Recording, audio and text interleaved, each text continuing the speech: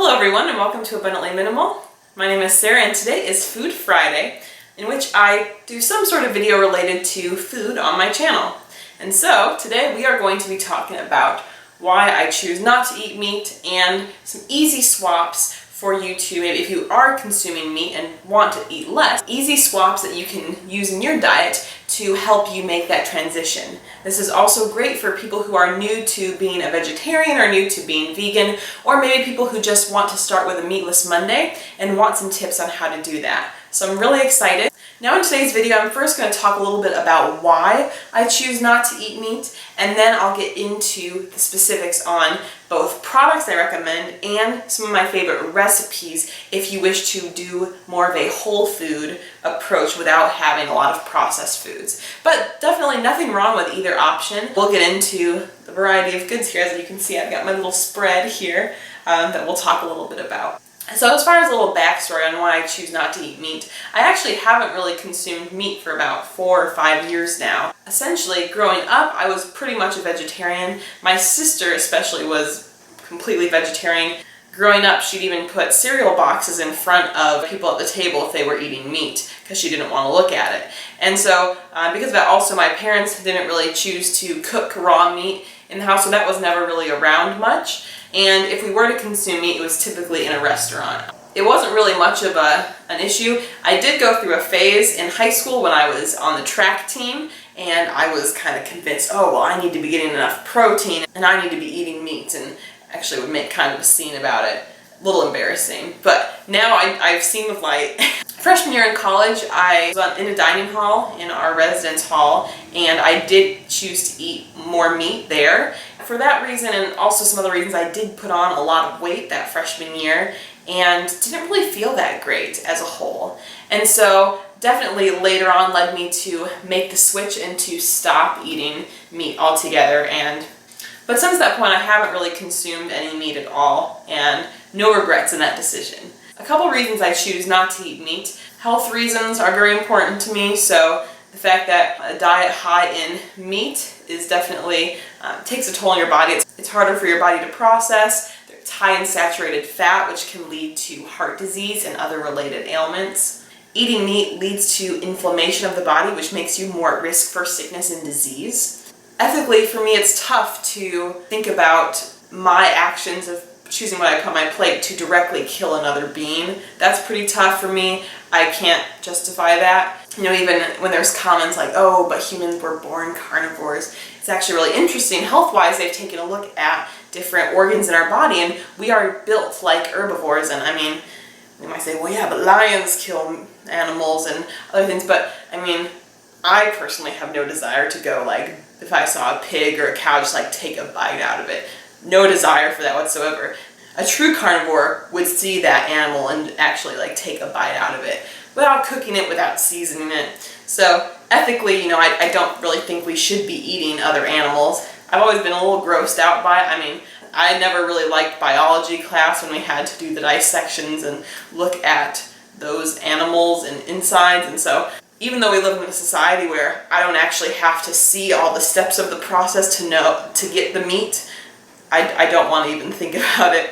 And then environmentally, it makes such a huge impact, especially when you look at types of meat like lamb and beef that are so water intensive. Now, estimates range depending on which source you look at, but the general consensus is 1 pound of beef uses about 2,000 gallons of water. And so, as someone who tries to protect the planet, that's definitely something that concerns me about meat consumption, and also how there's such a demand for these animal products that it leads to a lot of deforestation. So those are just a couple reasons why I choose not to eat meat. I'll put some links in the description below if you're interested in hearing more about some of the health impacts or ethical impacts as well. But anyway, let's get to the fun part of the video. I love talking about food, and so we're going to take a look at some products that you can incorporate in your own life if you also wish to eat in a more vegetarian or vegan way, or just want to try out a meatless Monday. So one response I typically get when I say that I'm vegan or say that I don't eat meat is kind of one of shock or surprise. Why don't you eat meat? What do you eat if you don't eat meat? We live in a society that really values having meat as part of a meal, and that's how maybe a meal is seen as complete. But there are so many great options on the market and that you can make at home that are so much healthier, very delicious. I've even had other coworkers or family members be surprised that it wasn't meat, and can be even easier on our wallets too, as well as the environment. So let's go ahead and get into these now. These are also all vegan alternatives and vegan products, so you can definitely be a vegetarian. I think that can be a pretty easy switch from eating meat. Remove that meat from your diet, but a lot of vegetarian products on the market do contain dairy or eggs, and we'll talk a little bit about those in an upcoming episode of Food Friday, but I choose not to eat those products either, and so these will also be entirely vegan products. One thing to note too as we go through this, my husband and I actually live in a relatively rural area. We live in a town of 30,000, and there's no towns bigger than that for at least 45 minutes. So I'm able to get the vast majority of these products in that area in our town, and so hopefully these are products that you're also able to find regardless of where you live. Now these are US products, and so I'm sure these products will be different if you don't live in the US. But for those living in the US, you should pretty much be able to find most of these anywhere, even if you are in a more rural area. Some of these are even just like, Walmart and other stores, which have some issues in themselves, but when you're looking for products. So anyway, Gardein is a brand I highly recommend, and if you are looking for a replacement for chicken, these crispy tenders are so delicious. And my husband and I really enjoy this product, but their whole line is vegan, and we are constantly impressed with how real these items taste. Definitely recommend the crispy tenders. Another product that we also recommend is by the company Beyond Meat, and the ingredients on this one especially are more clean, so if you're looking for something that's maybe less processed, but these as well taste very similar to chicken from what I remember. And if you are looking for more of a chicken sandwich type of product, we do recommend Boca Burgers have both a regular chicken patty and a spicy chicken patty, both which are vegan and also really delicious. Alright, so moving on then to beef products. Both of the brands I mentioned, Gardein and Beyond Meat, do have some beef alternatives. One of my favorite recipes actually to make like a taco meat sort of thing is to use lentils, and it's probably typically be more like green or brown lentils, but the red lentils are what I have on hand, and walnuts. And if you actually blend these two ingredients in a food processor with some taco seasoning of your choice or spices, it makes a very good similar texture to like a ground beef for tacos. So my husband and I have really enjoyed that. There's a lot of different veggie burgers on the market. Some of my favorite include Hillary's is a brand. That's at our local health food store that we can find that one. Boca Burgers, like I said. The newer Morningstar Farms burgers are typically vegan. The entire line is vegetarian. And there's just a lot of others. Amy's is a brand. Field Roast is a brand.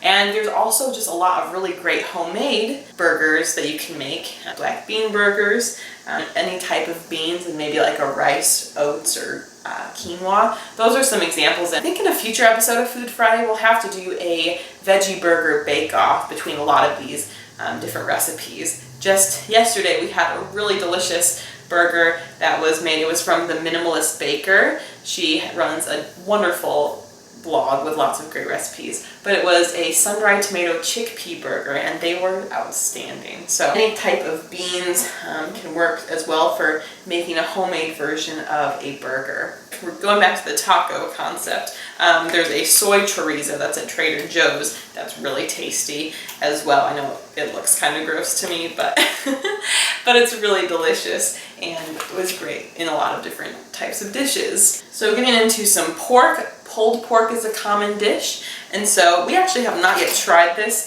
Now this, Upton's Naturals, this is jackfruit, so technically this is actually a fruit, but seasoned in a way using barbecue seasonings. We haven't actually tried this yet. We purchased it in a grocery store on our road trip we took. This is not available near us, but I'm sure many of you do live in an area where you might be able to find this, and so we are looking forward to trying this, but I've heard that the jackfruit has a very similar texture to what pulled pork might be. And then another product, bacon, is many people seem to love, and there are ways you can make it yourself as well as purchasing it. A product that I had purchased for this video but couldn't wait and I already ate it before we filmed the video is Light Life Bacon Bacon. I'm going to put a picture on the screen so you can see what it looks like. This product is amazing. Tempeh bacon, and tempeh is similar to tofu in terms of composition, but it's more so like fermented soybeans, which I know is not necessarily an appetizing thought, but it is outstanding. I actually never really used to like bacon, so I mean that texture, I don't know if I really ever missed, but the flavor, smoky and sweet with some maple syrup, so good. And you can actually make your own tempeh bacon by thinly slicing some tempeh and letting it soak in a marinade of like your favorite barbecue sauce or like soy sauce, maple syrup, liquid smoke. I've done that before and that tastes really good as well. Other things that you can turn into bacon, that Hot for Food blog, they've actually made cassava bacon. There's also the rice paper bacon concept, which we have not yet tried. That's kind of going around the internet. And there's also shiitake mushrooms to make a bacon. And so there's a lot of options, but I think in general, as long as whatever you're putting, giving that smoky flavor to a dish, maybe is what you're looking for. Coconut chips as well as another one. So plenty of options there for what you could do if you're having a hard time giving up bacon.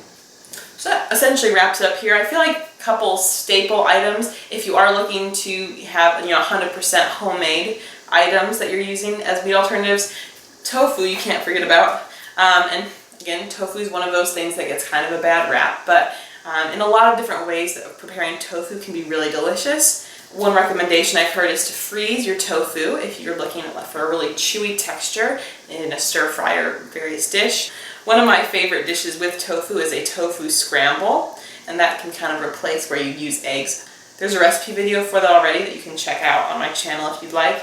But also, even as versatile as making pepperoni, the Minimalist Baker recently did that in one of her recipes, and I'm so looking forward to trying it to see how that tastes. So many options. Tempeh is another classic choice, as well as the seitan. So there's also so many additional items that are on the market and in stores that we don't yet have access to, or that I just didn't have here today. I feel like, having a mix of both or whatever really suits you. There's not necessarily one right way to be a vegan or a vegetarian. I think it's ultimately about finding what works for you. And so we usually typically do a combo of some processed items from the store and some items that we're making ourselves. I'd love to hear from you in the comments to hear kind of where you're at with your food story, and if you've maybe even tried any of these products before or have a really good recipe you'd like to share for any of these things that we've talked about today.